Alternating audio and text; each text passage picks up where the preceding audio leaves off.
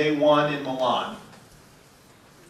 And it goes all the way around Europe.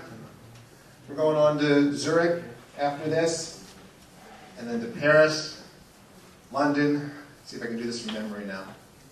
Brussels, Amsterdam, Munich, Frankfurt, Vienna, Prague, Berlin. Got it. And that's over the next 2 weeks. You can actually zoom in and track us at any time along our route by just hovering over the map. You can zoom all the way in, switch to satellite mode, and it will refresh in a moment, I hope, unless I just dropped off the network. Here we go. Let's focus in on the bus again. It'll catch back up to us in a minute. In the meantime, you can also look for the different events. Here's Milan down here. If we click it, it should bring us back open to the page of our blog, where we will have all of our reports from this event. We'll post pictures, we'll post videos, so you get a chance to just keep up with our tour as we go.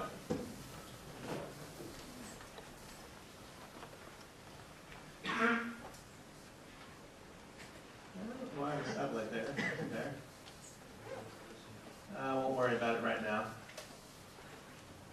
We'll switch back up to street level. But some of you may be wondering how we did it. So let me show you how we did it.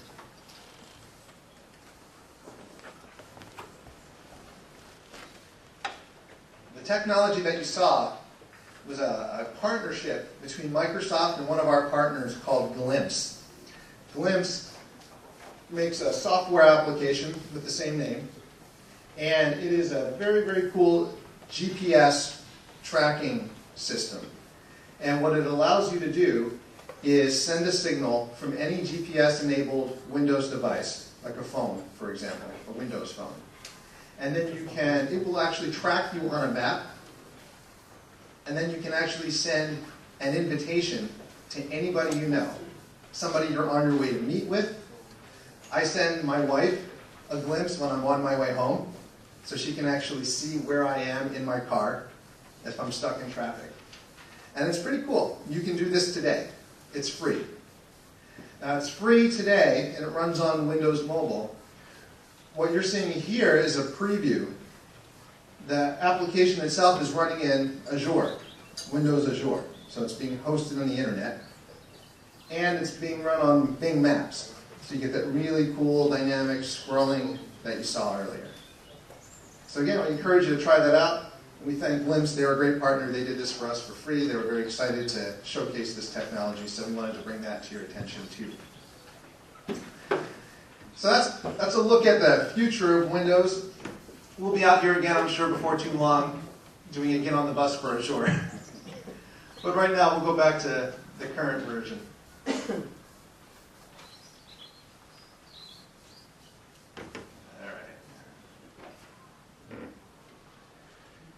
So, how many of you are already using Windows Server 2008 R2?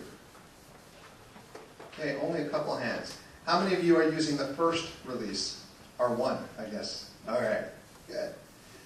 So it seems like, and how many of you are not on Windows Server at all, 2008 at all, or a previous version? Okay, a few hands. All right, well good. So I think a lot of this information then may be new to you. You may already know that Microsoft does these R releases, these refreshes, from time to time. We do that in between our major releases of the operating system, primarily just to keep up with the hardware changes. We want to make sure that we don't let the hardware capabilities get too far ahead of the software, or else your investments that you make in the hardware, you won't get that return out of the server operating system. And sometimes we're able to take advantage of that and sneak in a few new features at the same time. And sometimes, like with Windows Server 2008, those features are pretty cool.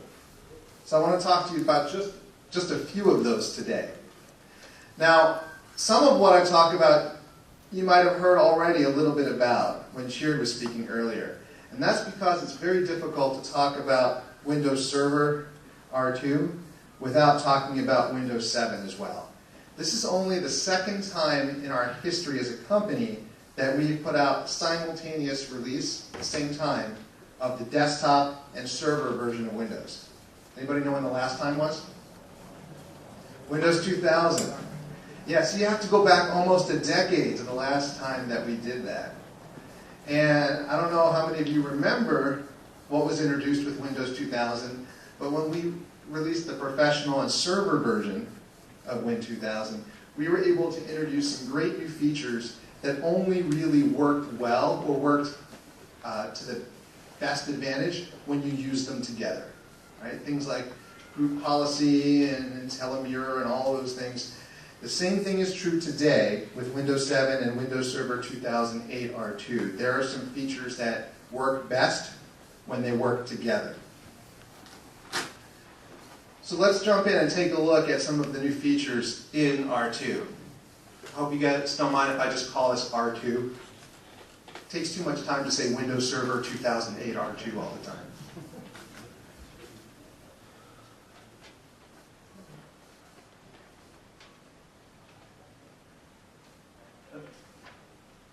Okay, we have a launch going on right now for all of our new products. Win 7, Exchange, R2, and the theme around it is efficiency.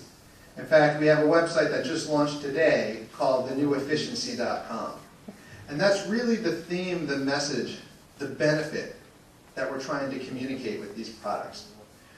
When we revised Windows Server 2008, we were focused on efficiency, helping you get the best possible efficiency from your hardware, from your software, and even your liveware, your people, your IT staff. There's a lot of improvements that are around automation and scripting, for example.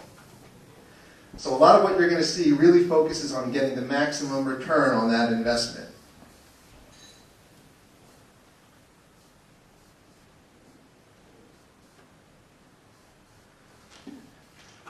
So here's a quick look at some of the things we'll be talking about over the next few minutes.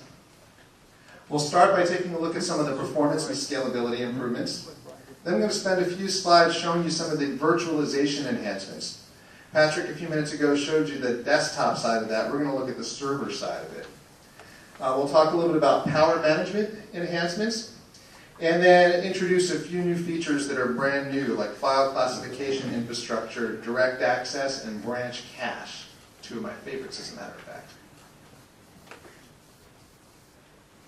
So, the virtualization picture. Patrick just talked a lot about that before the break.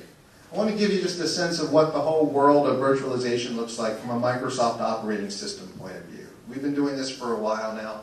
It's nothing new. You've seen that evolve over the last several versions of Windows Server. We started out with what we call profile virtualization. It's roaming user profiles, document redirection, offline files. Personally, I think it's a little bit of a stretch to call that virtualization, but we'll go with it. We moved into presentation virtualization through terminal services. Familiar with that, right? And then we introduced virtual PC for desktop virtualization. And then Hyper-V and virtual server for server virtualization. And then Patrick talked to us about application virtualization. And so here we're going to focus primarily on the server piece.